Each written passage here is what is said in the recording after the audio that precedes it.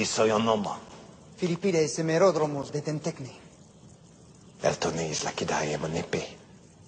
Boetin de ometachemes. Ten apocrisy minas. E panel tangelon. E che se trico. Ipisoi. Edihi sumakia. Oh, Philippide. Medra meis. Terelen.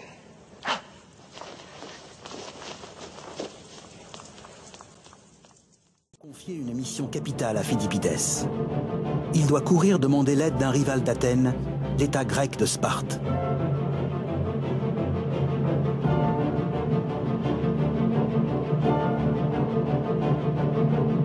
Tout en courant, Philippides pense certainement au drame que ses compatriotes sont en train de vivre.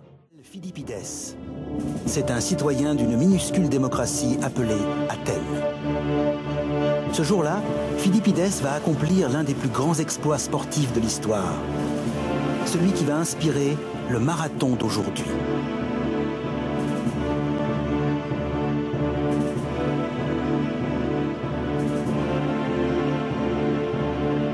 Ce n'est toutefois pas pour la gloire que court Philippides, mais pour sa survie. Le puissant empire perse est sur le point de s'emparer de sa patrie.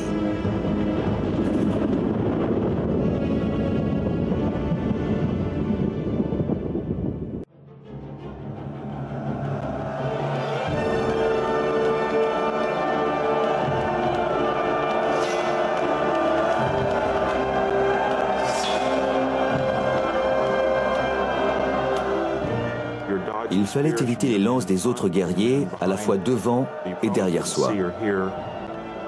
Il ne devait rien voir ni rien entendre.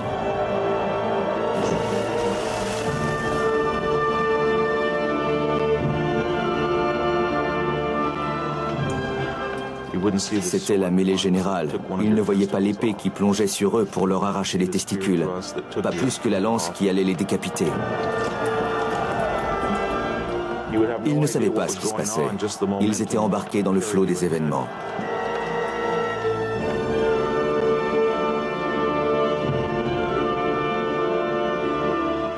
Tout ce qu'ils savaient, c'est qu'il fallait avancer et frapper sans s'arrêter et rester debout en espérant que les autres en fassent autant.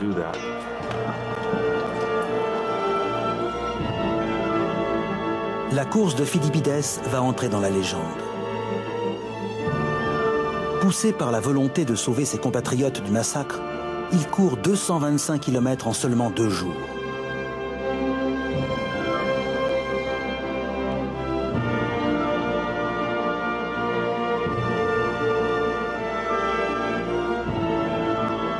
Mais sa mission se solde par un échec. L'aide est refusée.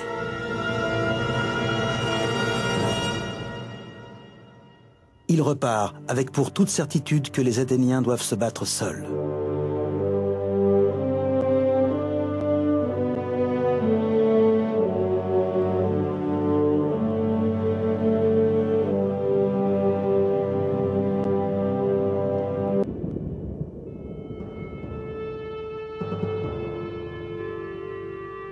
Au début du 5e siècle avant notre ère, la Perse est la plus grande puissance de l'échiquier mondial.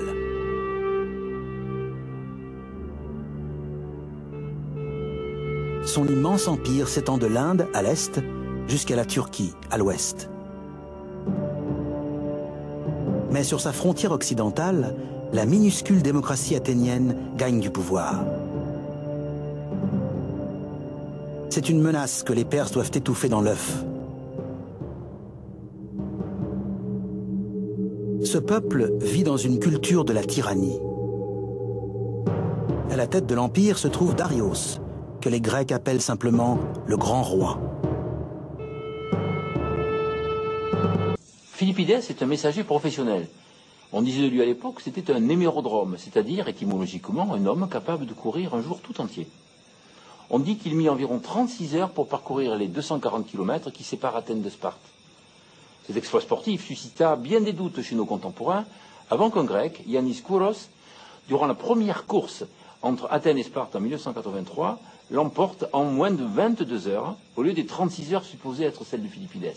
Aussi, la performance de Philippides est-elle tout à fait vraisemblable pour des athlètes entraînés comme l'étaient les hémérodromes de l'époque.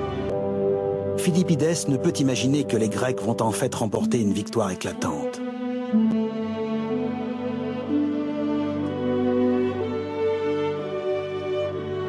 Les Athéniens se sont jetés tête baissée sur leur ennemi et ont mis les troupes perses en déroute.